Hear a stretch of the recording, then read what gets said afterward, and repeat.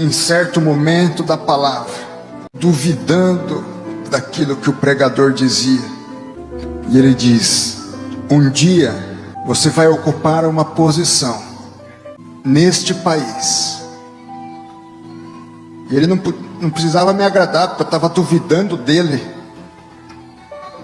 Um dia você vai ocupar uma posição nesse país em que leis serão mudadas por sua causa. Brigas internas, explode dentro do governo. Alexandre de Moraes fica revoltado com André Mendonça quando ele sugere que, já que o Moraes está quebrando o sigilo de um monte de gente, vamos quebrar de todo mundo, inclusive de ministros. Qual o limite da investigação? Nós podemos tomar decisão, por exemplo, eu apoiaria. Não precisa ter sigilo bancário e fiscal, não acabar. Você está criticando, então, é que o Moraes não quebra só o sigilo da pessoa que ele está investigando, ele quebra o sigilo dessa pessoa, de quem conversou com ela e talvez até de outras pessoas que conversaram com esse segundo grupo e assim sucessivamente. Sem contar que agora ele mandou investigar e ainda quebrar o sigilo de quem pode ter vazado os dados dele na Receita Federal. Mas... no STF, as brigas é grande.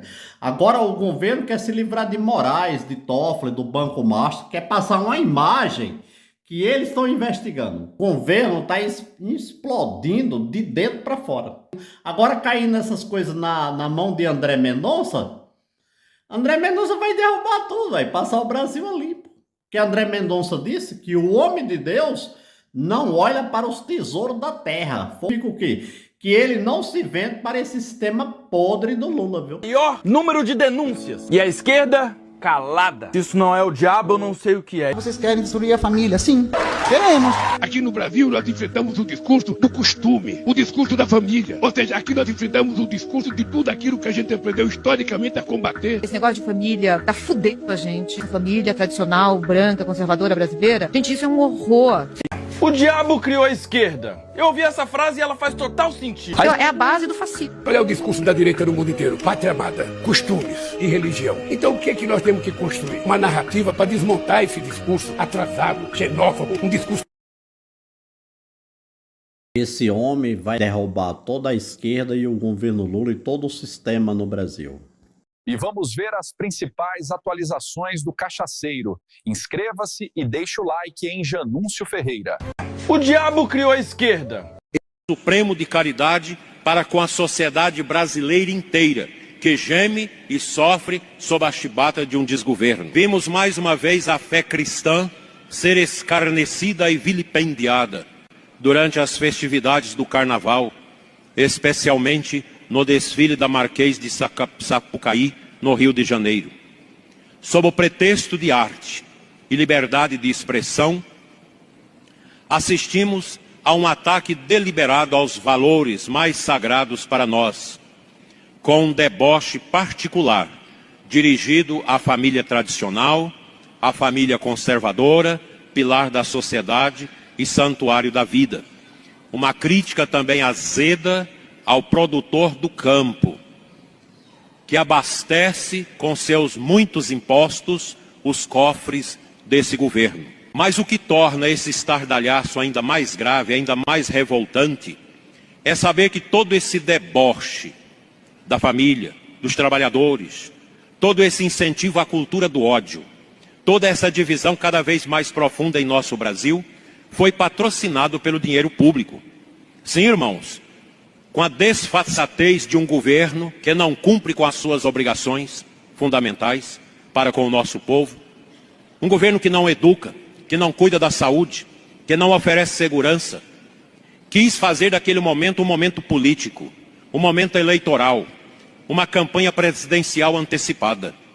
Enquanto nossas crianças não têm escolas adequadas, enquanto nossas famílias sofrem com a falta de oportunidades e com a violência. Recursos públicos foram desviados para financiar a profanação de nossos valores mais caros. Isto não é apenas um ataque à fé, é um roubo da esperança do nosso povo. Este não é um fato isolado, mas o sintoma de um projeto cultural que busca desconstruir a identidade de nosso povo, uma identidade que foi forjada sob o signo da cruz de Cristo.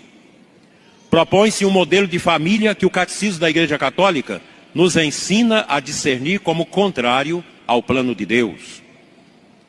Uma estrutura familiar desajustada, meus irmãos, sem a referência paterna e materna como alicerces, onde os laços com Deus são cortados e os padrões bíblicos e os ensinamentos da igreja são descartados como antiquados, só pode produzir uma sociedade embaraçada pela esquizofrenia social e o sofrimento existencial das pessoas que não tiveram o direito de assentar suas vidas e fundamentar o seu caráter sobre as virtudes cristãs. Ah, o que vocês querem destruir a família? Sim, queremos. Aqui no Brasil nós enfrentamos o discurso do costume, o discurso da família. Ou seja, aqui nós enfrentamos o discurso de tudo aquilo que a gente aprendeu historicamente a combater. Enfrentamos o discurso do costume, o discurso da família. Ou seja, aqui nós enfrentamos o discurso de tudo aquilo que a gente aprendeu historicamente a combater.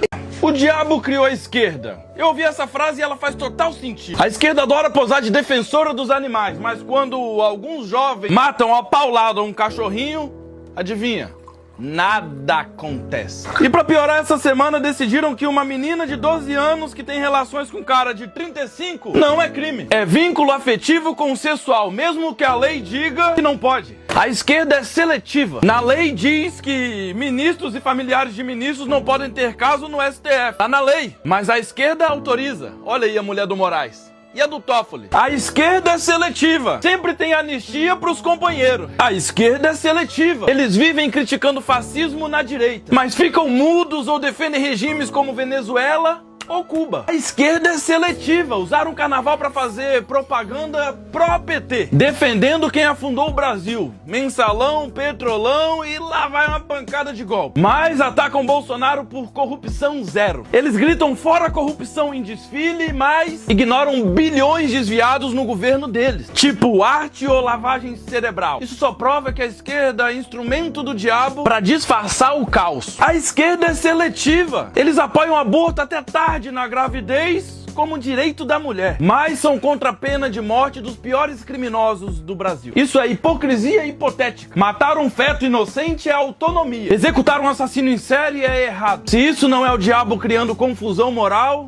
o que é? E o pior de tudo, meu amigo, se o ditado diz pobre é o diabo e o Lula é o pai dos pobres, faz as contas. O diabo criou a esquerda pra fingir que ajuda, mas na realidade eles destroem famílias, valores e o futuro. Isso não é coincidência, isso é plano infernal. O diabo ri enquanto o pai dos pobres paga de santo. E o pior, meus amigos, Ilha do Marajó. Pedofilia tá normalizada, exploração infantil desde 2006 no governo Lula. E é indignante como eles protegem árvores na Amazônia, mas abandonam crianças no Marajó. E atenção, porque na COP30 o presidente chegou em uma embarcação que passou por Marajó. E não foi somente uma embarcação que teve lá que passou por Marajó. Embarcação que acolheram bilionários passaram por Marajó no ano com o maior número de denúncias. E a esquerda calada. Se isso não é o diabo, eu não sei o que é. E por hoje é só isso.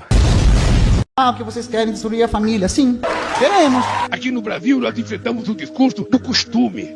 O diabo criou a esquerda. Esse caso do Dias Toffoli depende profundamente da ação da Polícia Federal e eu vou te explicar. Está havendo uma guerra entre o Dias Toffoli, ministro supremo, e o diretor da Polícia Federal, Andrei Rodrigues. O Dias Toffoli já tinha feito vários absurdos, como, por exemplo, mandado a Polícia Federal colher depoimentos em 2 dias ao invés de 5 pela primeira vez na história, sem nenhum motivo. Uma delegada da Polícia Federal foi fazer a acariação entre o diretor do Banco Central, o ex-diretor do BRB e o Vorcaro. Chegando lá para fazer a cariação, um juiz auxiliar do Toffoli, que estava presente para acompanhar, falou: não vai fazer a cariação, você vai colher os depoimentos individualmente. Aí a diretora da PF falou: não, mas peraí, não tem ordem disso. Eu estou seguindo aqui o rito de investigação, nós vamos fazer a cariação. Não, você vai colher individualmente. Mas por quê? Porque o Dias Toffoli mandou. Aí ele ligou para o Dias Toffoli, falou: Dias Toffoli, a diretora da Polícia Federal quer fazer a cariação, não colha os depoimentos individuais. Aí ela ligou para o diretor Andrei, e o Andrei falou assim: então faça constar na ata que é o Dias Toffoli que está mandando. Só que teve outro problema. Na hora de fazer as perguntas, a diretora da Polícia Federal recebeu uma lista de perguntas do Dias Toffoli. E ela falou: não, essas aqui não são as minhas perguntas. As minhas perguntas são outras. Aí o auxiliar falou, não, você vai fazer as perguntas do Toffoli. E ela falou, não, vou fazer as minhas. Ligou novamente pro diretor da Polícia Federal. O que eu faço agora? O diretor falou o seguinte, se você for fazer as perguntas do Toffoli, conste em ata que essas perguntas não são suas, são do próprio juiz. Daí, diante disso, saem as mensagens de que o Daniel Vorcaro pagou pelo menos 20 milhões de reais para o Dias Toffoli. O que o diretor da Polícia Federal faz? Ele vai pessoalmente no presidente do STF, olha, Edson Fachin, eu estou aqui com algumas provas que envolvem o próprio ministro, eu preciso do afastamento dele, afinal de contas, a Polícia Federal só pode realizar algumas ações, lembrando que a Polícia Federal é o Poder Executivo, com a anuência do juiz do caso, que é o próprio Toffoli. Então, como é que a Polícia Federal vai fazer? Ô juiz, tem como o senhor autorizar aqui uma busca e apreensão na sua própria casa? Tem como o senhor autorizar a prisão preventiva do senhor próprio, que está atrapalhando as investigações? Não tem como. O que o Dias Toffoli fez? Ele dobrou a aposta. Sai a notícia aqui, o Toffoli manda enviar, manda a PF enviar todos os dados, todos os celulares, todas as perícias para o STF. Como quem diz, você mandou me afastar do caso, então agora eu vou fazer o contrário. Eu quero tudo aqui na minha mão. Se você não se engajar, se você não fizer nada, um abraço. Agora, eu tô sentindo cheiro de lava-jato. Não deixe a peteca cair. Nós vamos chamar uma manifestação e você tem que ir, beleza? Alexandre de Moraes é evidentemente um psicopata, lunático e megalomaníaco. E eu não estou exagerando. A última do nosso ministro magnânimo agora, Supremo, foi notificar, intimar o presidente da Unafisco, que é a União Nacional de Fiscais, da Receita Federal, para prestar esclarecimentos, porque ele simplesmente, em uma entrevista dada a jornalistas da mídia profissional, fez críticas a decisões tomadas pelo ministro Alexandre de Moraes. E sabe o que é mais chocante de tudo isso? É que nós observamos agora a mídia escandalizada, porque o Alexandre de Moraes está fazendo aquilo que ele sempre fez, desde 2019, inclusive em relação ao fisco, em 2019 ele tomou uma decisão de perseguir 2 servidores da Receita Federal, porque ele desconfiava que eles tinham vazado dados dele e do Gilmar Mendes, isso em 2019, gente, a história só está se repetindo quase 7 anos depois. E aí ele tomou uma série de medidas ilegais, restritivas contra esses servidores da Receita Federal e depois, 2 meses depois, teve que revogar todas as decisões porque não encontrou nenhuma prova contra esses servidores. Na verdade, o Alexandre de Moraes, ele está num processo de abraço dos afogados. Ele está tentando, de todas as formas, impedir que a sua situação seja demonstrada, seja evidenciada pela polícia e pelas investigações. As ilegalidades e os absurdos que ele cometia até agora era para atingir os bolsonaristas e, por essa razão, a grande mídia aplaudia. Só que tudo indica que agora o Alexandre de Moraes vai chegar no calcanhar da grande mídia também, porque ela vem divulgando informações sobre o contrato da esposa dele com o Banco Master, os valores pagos ao Dias Toffoli também pelo Banco Master. Todo esse inquérito e esses processos ilegais que eles diziam estar conduzindo para salvar a democracia, na verdade, gente, era para salvar a própria pele. Essa é a realidade desses ministros do STF.